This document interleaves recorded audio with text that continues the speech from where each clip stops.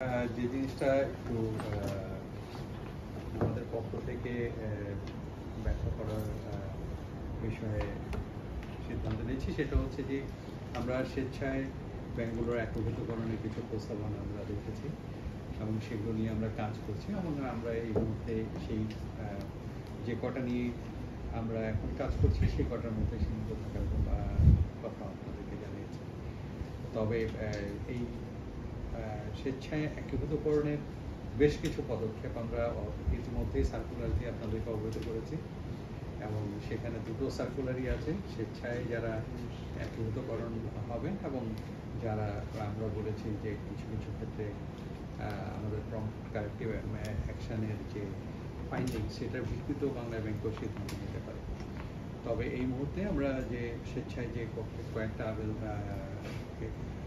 আগ্রহ আমরা পেয়েছি সেগুলো নিয়ে আমরা কাজ করছি। তবে এটা একটা লং রান প্রসেস, এই প্রসেসটাই কিন্তু বেশ কিছুদিন সময় বেশ কিছুটা স্টেপ অতিক্রম করতে হবে।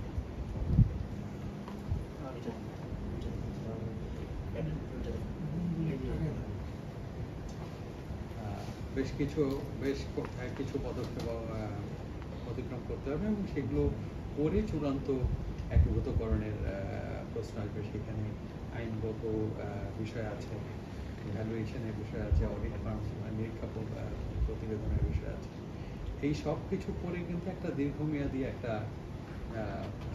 কার্যক্রম কিন্তু আমাদের হাতে থাকবে এবং এই দীর্ঘমেয়াদে চূড়ান্ত একীভূতকরণের আগ পর্যন্ত বা কোনো কারণে যদি একীভূত নাও হয় তাহলে সেই ব্যাংকগুলোর কার্যক্রম কিন্তু স্বাভাবিক ধারাই পরিচালিত হবে।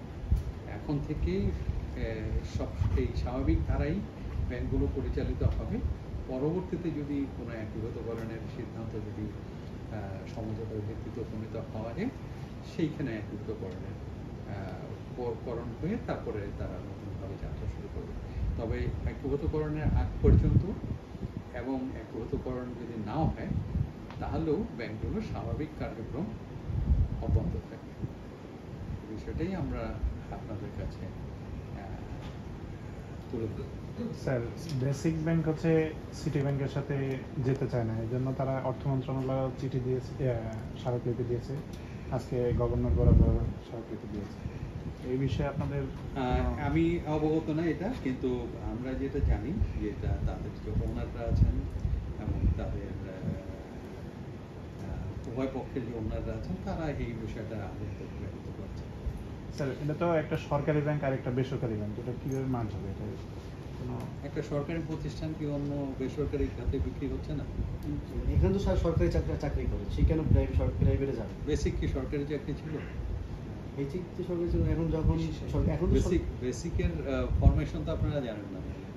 বেসিক ওয়াজ এ প্রাইভেট ব্যাংক এবং তার স্যালারি স্ট্রাকচারই আলাদা ছিল। সেটাকে আপনি এখন রিস্ট্রাকচার করেন, তার মানে কি আপনি এক এক সময় এক একটা করছেন? বেসিকের ওনারশিপ সরকারের ছিল কিন্তু ম্যানেজমেন্ট ওয়াজ প্রাইভেট। বেসিক কখনোই সরকারি।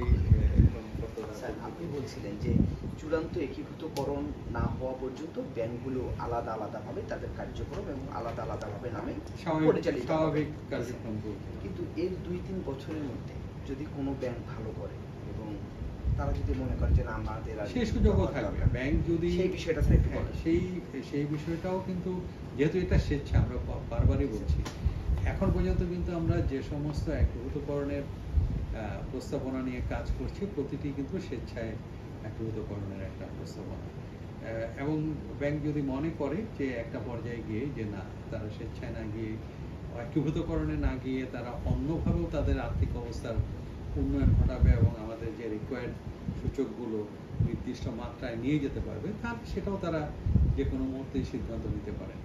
কিন্তু এগুলো সবই স্বেচ্ছায় হচ্ছে এবং সমঝোতার ভিত্তিতেই হচ্ছে। সেই ক্ষেত্রে ব্যাংকের এই ফ্রিডমটা আছে। ব্যাংক ইচ্ছা করলে সে যদি মনে করে যে আমি একাই আমার আর্থিক অবস্থার উন্নয়ন ঘটাতে পারবো এবং আমার কোনোরকম অন্য কারো সাহায্য সহযোগিতা লাগবে না, ব্যাংক যদি সেটা করতে পারে সেটা তো তাদের পূর্ণ ফ্রিডম আছে।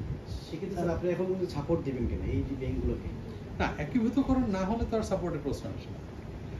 আমরা বলেছি আমাদের না নীতিমালায় পদ্মা ব্যাংকের যদি 2 বছর চলে এই যে না, অবস্থা, আমাদের তো তারা কি কোনো এইখানে তো মানি চাইলে এইখানে তো আমরা আগেই বলেছি আমাদের নীতিমালাটা যদি লক্ষ্য করেন তাহলে দেখবেন যে ব্যাংকটা দুর্বল একটা ব্যাংককে গ্রহণ করবে সেই একমাত্র সাপোর্ট পাবে, এখানে অন্য কোনো ব্যাংকের সাপোর্টের কথা বলা হয় না। লং টার্ম স্যার, কথা বলতে একটা বিতর্ক হচ্ছে বেসিক নিয়ে, এটা যদি একটু পরিষ্কার করা যায়।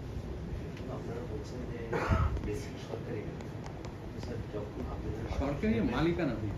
হ্যাঁ, মালিকানা নেই। স্যার, বাচ্চু সাহেব যখন এই লুটপাট হলো বেসিক ব্যাংকে, এরপরে ৩২৯০ কোটি টাকা রাষ্ট্রের কোষাগার থেকে বাজেটারি সাপোর্ট দিয়েছে পুনর্মূল্যায়ন করার জন্য বেসিক ব্যাংক।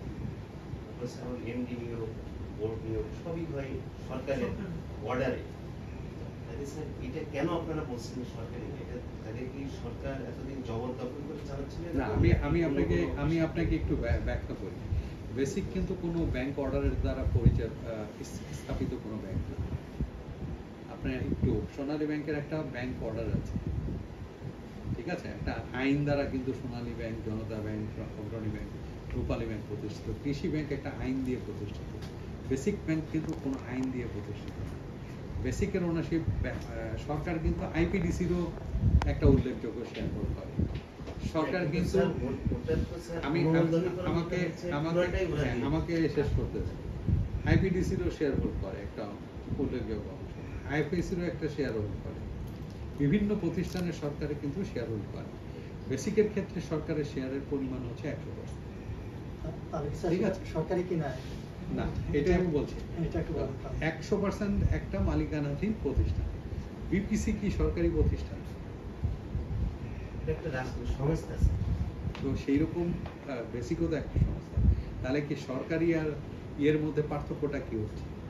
সরকার যেটা রেভিনিউ থেকে যায় সেটা কিন্তু সরকারি প্রতিষ্ঠান, ঠিক আছে। বিভিন্ন প্রতিষ্ঠান আছে সরকারের এরকম কমার্শিয়াল ইয়ের জন্য এস্টাবলিশ করা। বেসিকও সেরকম একটা স্পেশালাইজড একটা ব্যাংক ছিল যেটা একটা উদ্দেশ্যে গঠিত হয়েছিল। এটা কিন্তু ব্যাংক হিসেবে সরকারের আলাদা আইন দ্বারা প্রতিষ্ঠিত না।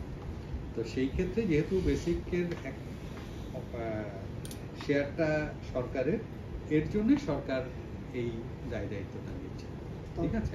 কিন্তু সরকার যদি মনে করে বেসিকের শেয়ার সে রাখবে না, সেটা যে কোনো কারো কাছে তো ডিন্যাশনালাইজেশন করার স্কোপ আছে। তবে স্যার ওই যে বেসিকের কর্মচারীরা নিজেদেরকে সরকারি কর্মকর্তা মনে দাবি করতে পারবে কিনা? এখন এটা কি মানে সরকারি কর্মচারী আইনে কি অধ্যাদেশে কি তাদেরকে রিকগনাইজ করা আছে? তারা তো দাবি করে যে আমরা সরকারি আপনি এখন দাবি আর আইনি স্বীকৃতি দুটো তো দুই জিনিস। আমাদের বেতন ভাতা কি রেভিনিউ ইস্যু থেকে আসে কিনা? গভর্নমেন্ট রেভিনিউ থেকে? গভর্নমেন্ট রেভিনিউ থেকে আসে না, একটু আসে না, হ্যাঁ, গণনা করতে সেটাই। হবে। ঠিক আছে। স্যার আরেকটা বিষয় সেটা হচ্ছে যে, শুরুতে যে পদ্মা এবং এক্সচেঞ্জ ব্যাংক মাধ্যমে আপনি শুরু করলেন, আপনি সেটা লং টার্ম একটা বলছেন, এখন পর্যন্ত কত দূর তারা আগাইছে বা প্রক্রিয়া কত আমরা কত রিসেন্টলি শতাংশ হতে হবে? অডিট ফার্ম নিয়োগ করেছি। আমরা রহমান হক অডিটর হিসেবে নিয়োজিত হয়েছেন। এখন ওনারা এই দুটো ব্যাংকের ফুল ইভালুয়েশনটা করবেন, তার যে অ্যাসেট আছে, লায়াবিলিটি আছে সেটা মূল্যায়ন করবেন। মূল্যায়ন করে তারা যখন প্রতিবেদন দেবেন সেটা আবার উভয় ব্যাংকের যারা শেয়ার হোল্ডার আছেন তাদেরকে অ্যাকনলেজ করতে হবে যে হ্যাঁ তারা এই ভ্যালুয়েশন ঠিক হয়েছে, সঠিক হয়েছে, একমত হয়েছে। সেরকম প্রক্রিয়ায় যাওয়ার পরে তারপরে তারা আবার পরবর্তী স্টেপ চলে যাবে। ঠিক আছে। অডিটের রিপোর্ট যদি এক না হয়